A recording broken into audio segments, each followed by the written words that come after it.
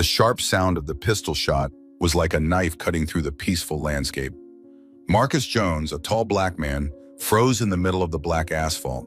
His face, usually calm and resolute, was now distorted by an unbelievable pain and shock. He staggered back a step, his left hand reflexively clutching his stomach, where his shirt was quickly soaked with a dark red. Fresh blood began to seep out, dripping and spreading across the clean pavement. His right hand still held loosely the cell phone he had just pulled out of his jacket pocket. His eyes were wide open, staring straight at the white policeman standing a few steps away, as if asking a silent question. Then the strength left him. He fell to his knees and collapsed completely to the ground. Not a groan, only weak, gasping breaths. Officer Daniel Hansen stood there, his Glock 19 still cocked, a wisp of smoke rising lazily from the hot barrel.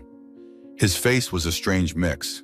There was still anger, the twisted satisfaction of exercising power, but there was also confusion, a belated shock as his brain began to process the image of the man lying motionless in a pool of blood at his feet. He had just shot a man. He knew he was in trouble, but at that moment he had no idea of the magnitude of the shockwave he had just unleashed. Just an hour before the tragedy, Marcus Jones's shiny black Lexus ES350 was rolling smoothly down the interstate, heading toward Oakmont. Inside, the cool air from the air conditioning contrasted with the warm, late autumn afternoon outside. Marcus 50 had just finished a long, stressful week at the Pentagon in Arlington, Virginia. He was a lieutenant colonel in the United States Army, a senior staff officer who had spent nearly 3 decades in the military. His career had been filled with impressive accomplishments, difficult assignments overseas, and quiet contributions to national security. He was respected by his colleagues for his intelligence, iron discipline, and natural leadership. But this weekend, he wasn't Lieutenant Colonel Jones, the strategist. He was simply Marcus, the dutiful son on his way to visit his aging mother, Martha, who had been living alone in the upscale Summit Ridge Estates neighborhood since her husband, a prominent lawyer, had died a few years earlier. He'd called ahead, promising to stop by her favorite bakery on the way home to pick up the strawberry shortcake she'd always talked about. He smiled at the thought of her delight at seeing him and his little gift. He put on a classic jazz CD, the familiar tunes helping him unwind after the short flight from Washington, D.C. The Lexus turned onto the private roads of Summit Ridge Estates. It was a world away from the hustle and bustle of the city. Million-dollar mansions were nestled behind large, meticulously manicured gardens. The streets were spotless and quiet, save for the occasional luxury car. Wealth, privacy, and order were almost absolute. Marcus slowed down, strictly adhering to the 25 mph speed limit. He drove carefully, conscious of the quietness of the neighborhood. Unbeknownst to him, his presence in the luxury car had caught the eye of Officer Daniel Hansen of the Oakmont Police Department, who was on his afternoon patrol in the area. Hansen, a white man in his 40s, carried deep-seated racial prejudices, though he rarely admitted them publicly. To Hansen, a black man driving an expensive car in an affluent, all-white neighborhood like Summit Ridge was a red flag. He didn't care who the person was, what he did, or whether he had a legitimate reason to be there. The color of his skin and the car were enough to set off his biased alarm mechanism. "Look," Hansen muttered to himself in the patrol car as the Lexus passed in the opposite direction. "There he is again. He must be here to do something illegal, drug dealing or maybe theft. Let's check it out." Without hesitation, without any traffic violation, Hansen immediately turned the wheel, turned his Ford Interceptor utility around, and stepped on the accelerator to follow the Lexus. He turned on the red and blue hazard lights mounted on the roof of the car, clearly signaling the car in front to stop. Marcus Jones glanced in his rearview mirror, seeing the flashing red and blue lights approaching. He let out a small sigh, a flicker of annoyance in his voice. He knew he hadn't been speeding or doing anything else. Maybe it was just a random check, or had the out-of-state license plate intrigued the officer. Either way, he knew the procedure. With the calmness of a trained officer, he signaled a right turn, slowed down, and pulled the Lexus neatly to the side of the road, stopping in the shade of a large maple tree whose leaves were just beginning to turn a brilliant orange. He turned off the engine, rolled down the driver's window about a half-inch, and placed his hands on the steering wheel at the 10 and 2 o'clock positions, the standard position to show cooperation and no intention of aggression. He waited for the police officer to approach. Officer Hansen stopped the patrol car a few meters from the back of the Lexus, a textbook safe distance. But the way he got out of the car was anything but professional. He slammed the car door shut, his gait somewhat arrogant, his right hand never leaving the Glock holster at his side. He walked slowly toward the Lexus, his eyes scanning the expensive car with suspicion and a hint of undisguised envy. He stopped right next to the driver's window, bent down to look inside. "License and registration," Hansen said bluntly, his voice curt, without a greeting, without a name or license plate number, without a reason for the stop. The most basic of traffic stop procedures that every police officer is taught. Marcus Jones, though clearly feeling the disrespect, responded politely and calmly. His voice was deep and clear, without a trace of fear or anxiety. "Hello, officer. Is there a problem? Did I do something wrong?" Hansen didn't answer the question directly. Instead, he looked Jones straight in the face, his gaze scanning him from head to toe, lingering on his smart but not overly formal attire. "The point is, you're here," he said, his voice starting to take on a tone of challenge and contempt. "What the hell are you doing in Summit Ridge Estates? This isn't your place. Give me your papers, quick." The officer's rudeness and baseless accusations shocked and angered Marcus Jones. He had traveled the world and encountered all kinds of situations, but being treated like a criminal in a peaceful neighborhood in his own country just because of the color of his skin was unacceptable to him. However, military discipline was ingrained in his blood. He took a deep breath, trying to stay calm, not letting his emotions get the better of him. He knew that confronting an agitated officer could make things worse. He slowly reached into the glove compartment in front of the passenger seat and pulled out a brown leather wallet in a neatly clipped sheaf of documents. "I'm on my way to see my mother, officer," he explained again, still trying to sound calm. "She lives down the road in a house on Oak Lane. Here's my driver's license and registration and insurance." He carefully handed them to Hansen through the window. Hansen snatched the papers from Jones's hand, his demeanor arrogant. He flipped through the driver's license, saw the name Marcus Aurelius Jones and a permanent address of Alexandria, Virginia. "Oh, Virginia," Hansen said sarcastically, handing the papers back to Jones. "So far away. What are you doing here? Visiting Mom? That sounds suspicious. Or are you here to snoop around to see if there are any vulnerable houses to report to your friends?" He sneered, an ugly smile that betrayed his contempt. At this point, Marcus Jones's tolerance limit was broken. He could no longer remain silent in the face of these blatant insults and baseless accusations. "Officer," his voice became cold and hard, no longer showing any sign of concession. "Your attitude and words are completely unacceptable. You are abusing your authority and acting in an unprofessional, discriminatory manner. I have done nothing wrong. I demand that you stop this immediately and let me go."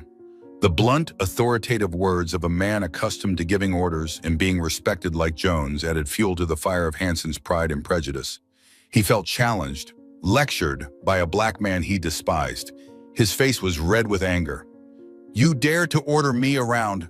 Who do you think you are? I suspect you, understand? Get out of this damn car. Hurry!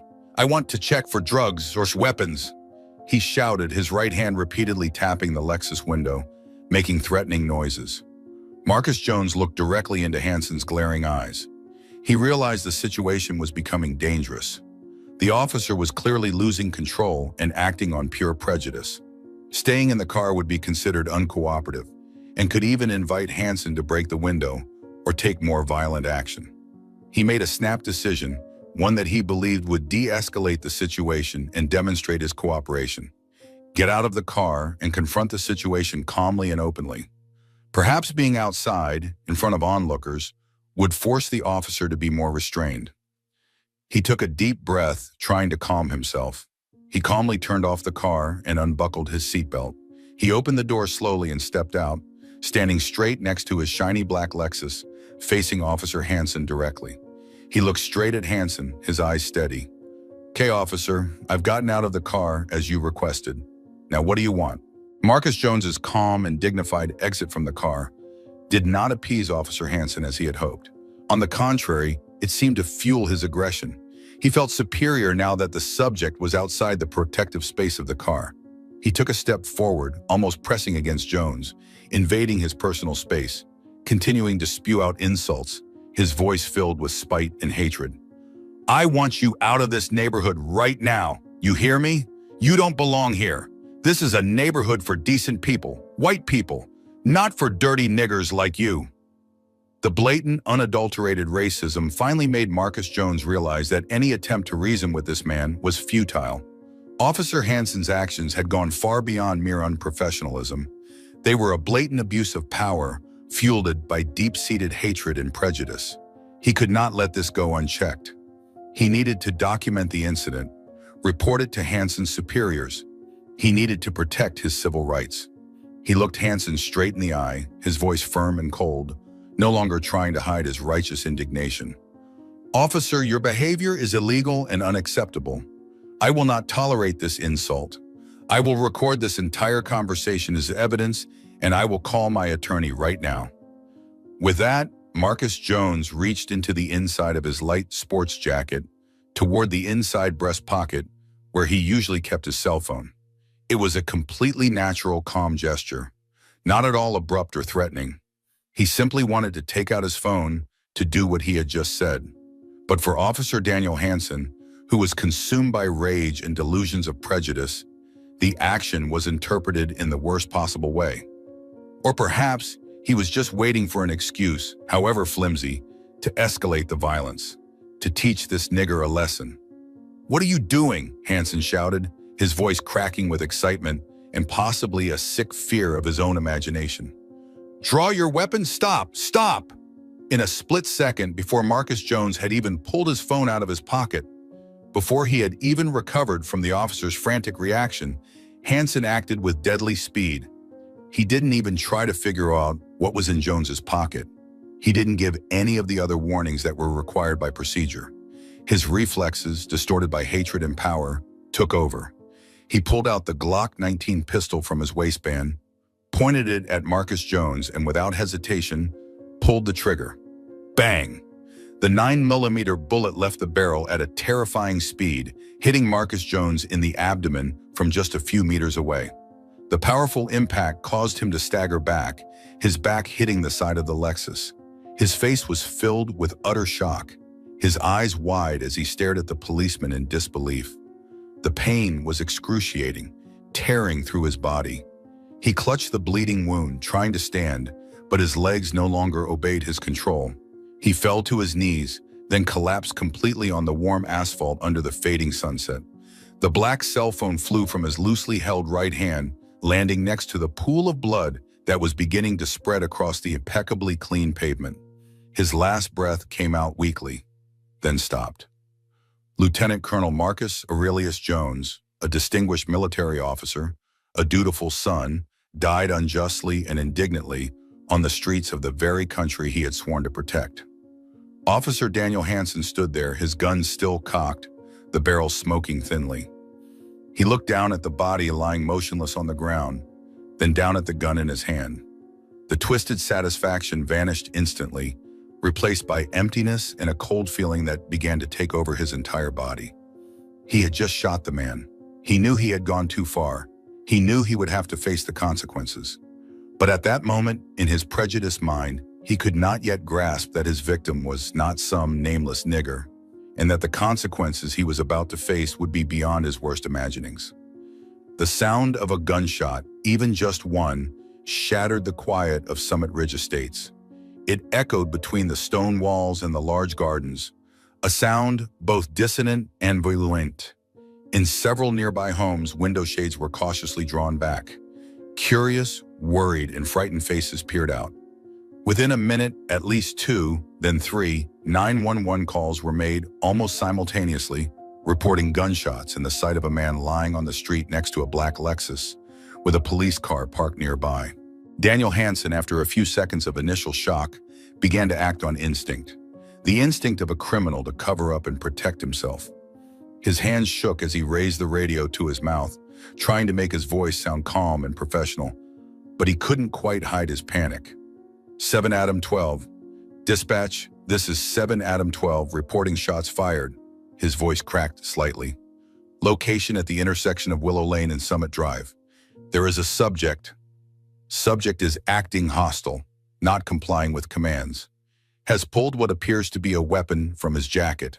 I was forced to fire in self-defense. Requesting an ambulance and level 3 support immediately. Repeat, requesting an ambulance and support. He ended the call, his heart pounding in his chest. He glanced down at the body and the black cell phone lying nearby. He had to quickly construct a solid story in his head. Yes, this man was suspicious. He had resisted orders.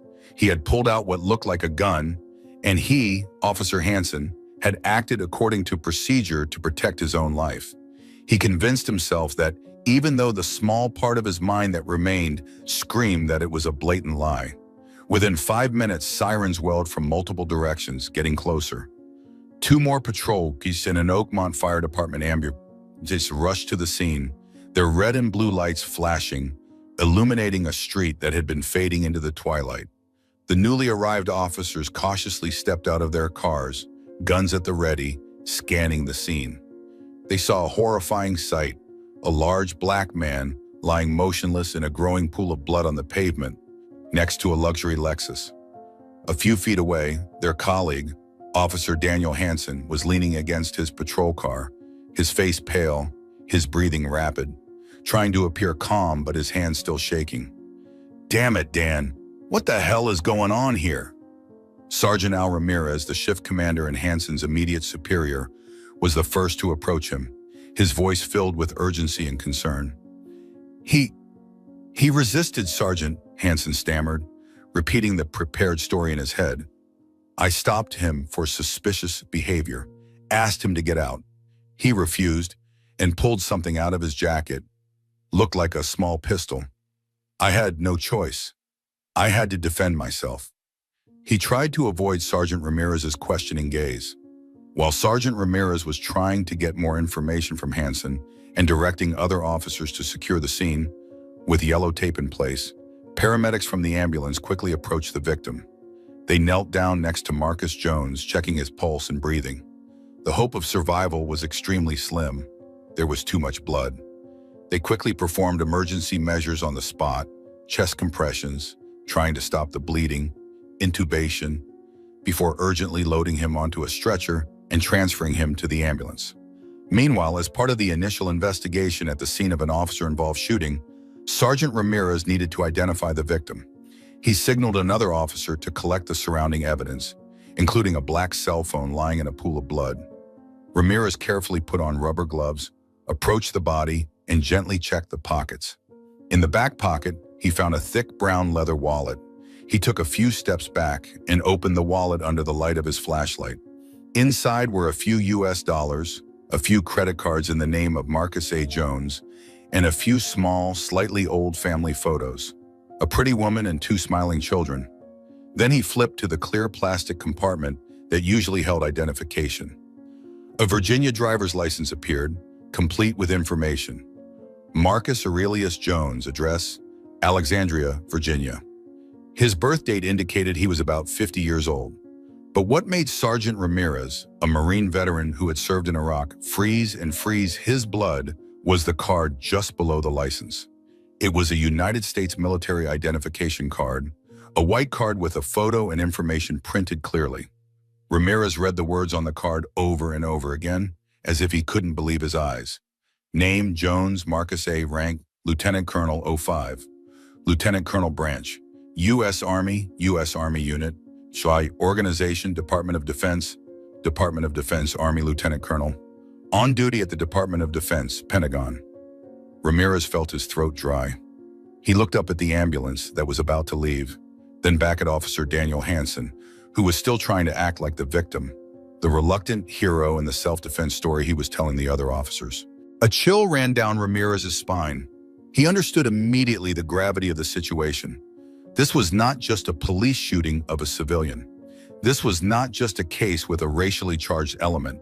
This was the murder of a high-ranking U.S. military officer, a serving officer working at the heart of the nation's military. The fallout from this incident would extend far beyond the Oakmont Police Department. It would extend to Washington, D.C., to the Pentagon, and could trigger a political and legal crisis at the highest levels. Ramirez immediately turned away, out of earshot of Hansen and the other officers. He pulled out his own radio and switched to a secure command-only channel. His voice was low, tense, and serious as he requested immediate access to Chief David Miller. He gave a brief account of the shooting, the victim's critical condition, and most importantly, the identity and military rank of the man Officer Hansen had just shot. Even from a distance, Daniel Hansen was sensitive enough to notice the sudden change in Sergeant Ramirez's demeanor and the tense atmosphere that permeated the scene. He could faintly hear the haunting keywords from his superior's radio call: Lieutenant Colonel, Pentagon, Department of Defense. Extremely serious situation. At this point, Hansen's initial confusion officially turned into utter terror. Cold sweat poured down his forehead and the back of his shirt. His legs began to shake uncontrollably. He had not just killed one man, he had killed a man whose death would enrage a huge power apparatus. He knew at that moment that his life and career were completely over. The only thing he could hope for now was to avoid the worst outcome. The ambulance, siren blaring, tore through the falling night as it sped toward Oakmont Medical Center. Inside, medical staff were doing everything they could to save Lieutenant Colonel Jones's life. But the wound was too severe. The bullet had severely damaged several vital organs and caused acute blood loss. At the hospital, a team of top surgeons was mobilized and on standby. They rushed him into the emergency operating room, beginning a battle for his life that lasted for hours. News of the incident and the patient's unusual identity prompted the hospital leadership to report it to higher authorities. But all the efforts of the medical team were ultimately in vain. At 9:17 p.m. that night, the brave heart of Lieutenant Colonel Marcus Aurelius Jones stopped beating. He breathed his last on the operating table, far from his family, far from his unit, ending a life of dedication by a senseless and prejudiced act of violence. News of Lieutenant Colonel Jones's death, along with the initial details of the tragic circumstances of the shooting, an unjustified traffic stop, racist insults, and the untimely shooting as he attempted to use his phone, struck not just the town of Oakmont. Through rapidly functioning military and government channels, it traveled at breakneck speed, hundreds of miles, straight to the cold marble halls of power at the Pentagon in Arlington, Virginia, just across the Potomac River from Washington, D.C.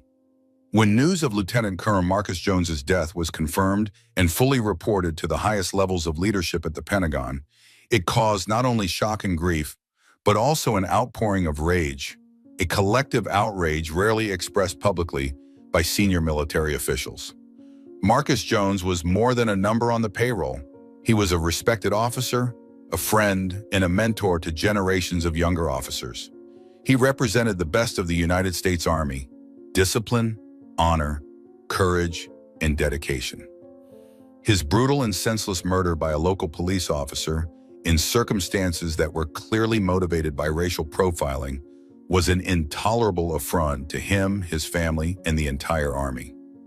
In his large office overlooking the Potomac River, 4-star General James Harrison, Vice Chief of Staff of the United States Army, who had known and worked with Marcus Jones for more than 20 years, received his final call. The old general's battle-worn, stoic face flushed with anger, his blue eyes flashing beneath his bushy eyebrows. He slammed the phone down on the desk, the sound echoing in the quiet room. "Unbelievable! Unacceptable!" General Harrison roared, his usually calm voice now hoarse with anger. He paced the room, his hands clenched behind his back. Marcus, shot dead in the street like an animal, just because he was black, by a local sheriff, in this country, the country he swore to protect with his life. God damn it. We can't let this go. General Harrison's fury quickly spread throughout the highest levels of the Army and the Department of Defense. Emergency meetings were called that night. The decision was swift and decisive. The Pentagon would not directly intervene in the criminal investigation and prosecution, which was the responsibility of the civilian legal system.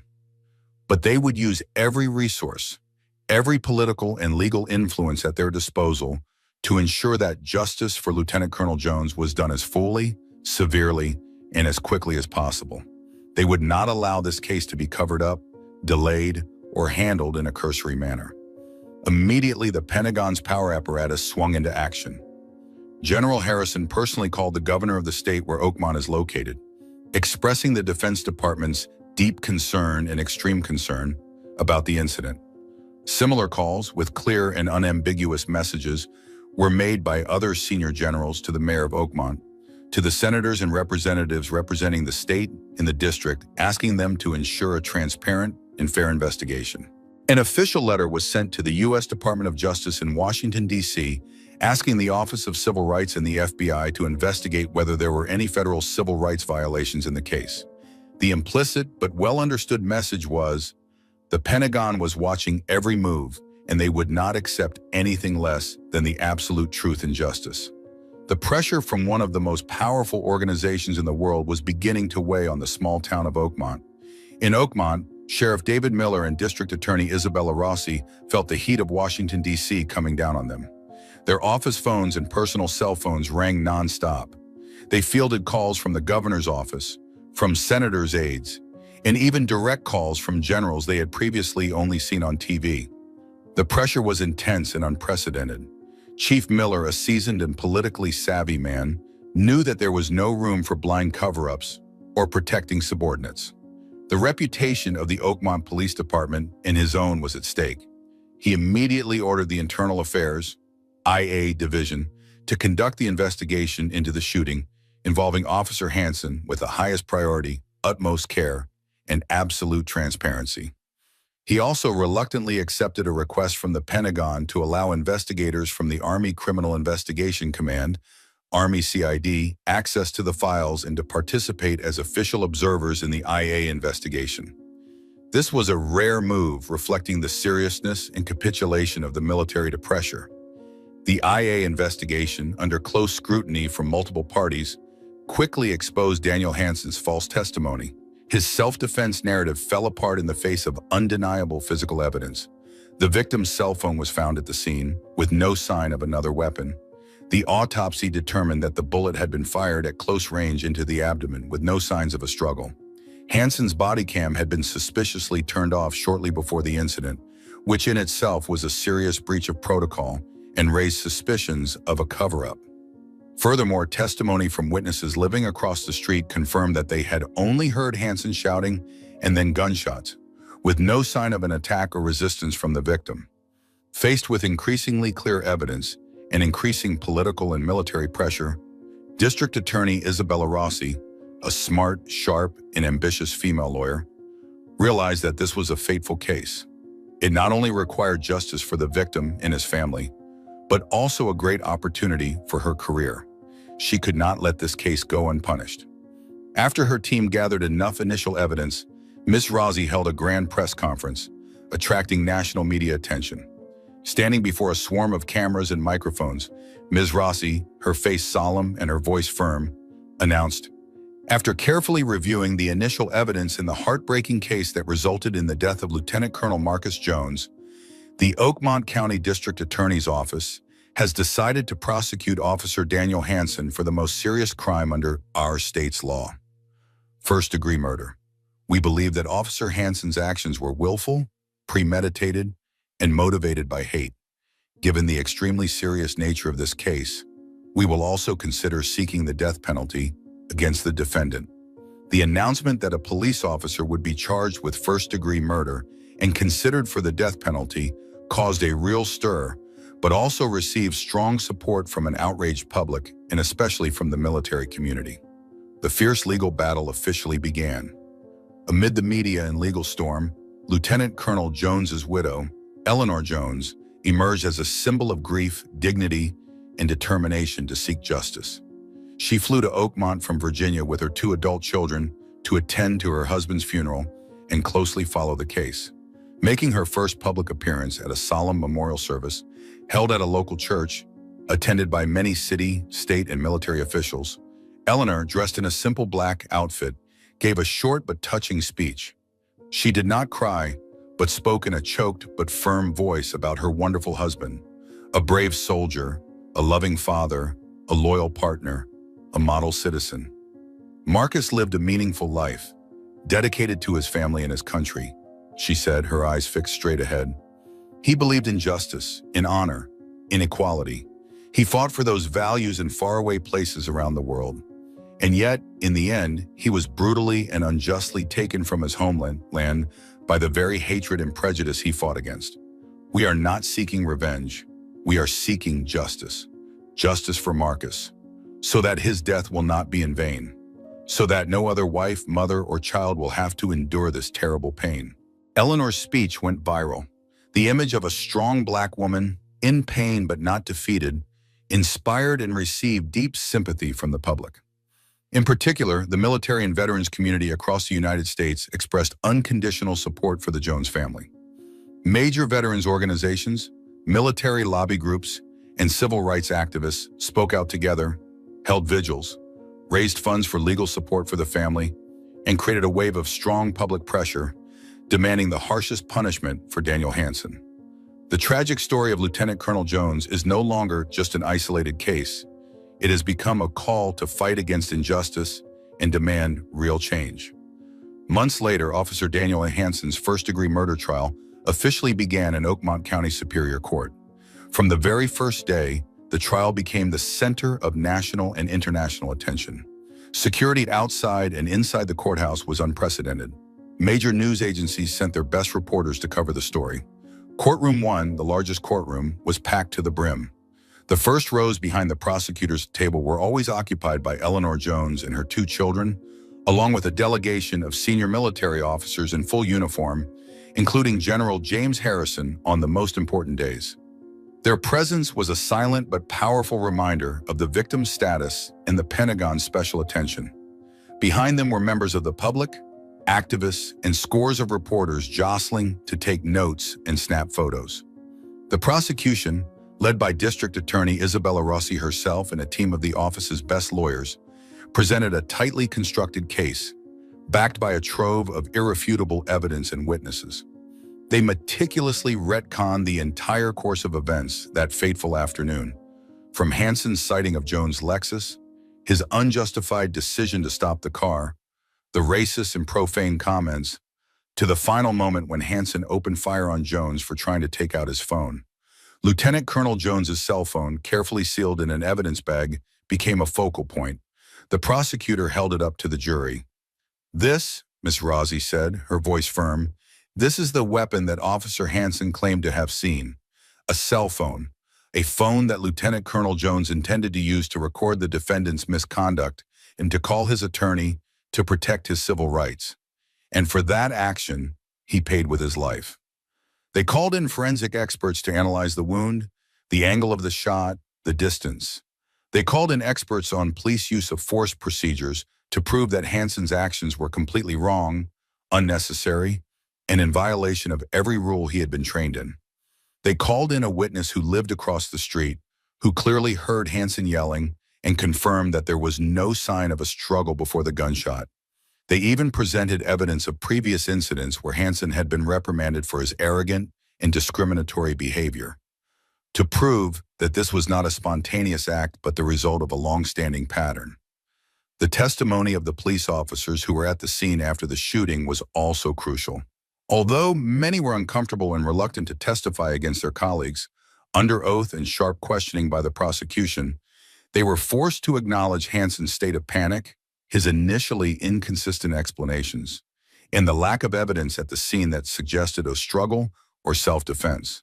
But perhaps the most moving and powerful moment for the jury was when Eleanor Jones took the stand. She told of her 30 years of happy marriage to Marcus, of his silent sacrifices for the country, of his love for his family. She told of the fateful phone call informing her of her husband's accident, of the heartbreaking pain of learning that he had passed away. She showed no hatred or agitation, only immense pain and a simple but powerful request. "Please give my husband justice.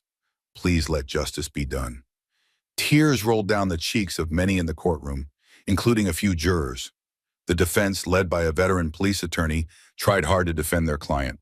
They focused on portraying Daniel Hansen as an ordinary police officer who was under intense pressure and who acted in a high-stress, fast-moving situation in which he genuinely believed his life was in danger. They tried to focus on Jones's unexpected hand reaching into his jacket pocket, arguing that Hansen could not tell whether it was a phone or a weapon. They tried to downplay the racial slur, saying it was a heated exchange that did not reflect Hansen's character. They called witnesses who were Hansen's colleagues to speak favorably of him. However, given the weight of the physical evidence, the testimony of objective witnesses, the unique status of the victim, and the prevailing climate of outrage, the defense's efforts appear weak and unconvincing. The momentary misunderstanding argument is unlikely to hold water when confronted with Hansen's initial unreasonable stop and his sustained insults. After weeks of intense trial with hundreds of pieces of evidence presented and dozens of witnesses questioned, both the prosecution and defense delivered dramatic closing arguments. The 12 jurors, 7 women and 5 men, racially diverse after a lengthy and careful selection process, then retired to the jury room to deliver their verdict that would decide Daniel Hansen's fate. The entire nation seemed to hold its breath in anticipation. Television news channels broadcast live news from outside the courthouse. After 2.5 days of deliberation, a relatively short time for such a complex murder case, word came that the jury had reached a verdict. The air in the courtroom was thick with tension as the 12 jurors filed into their seats, their faces expressionless.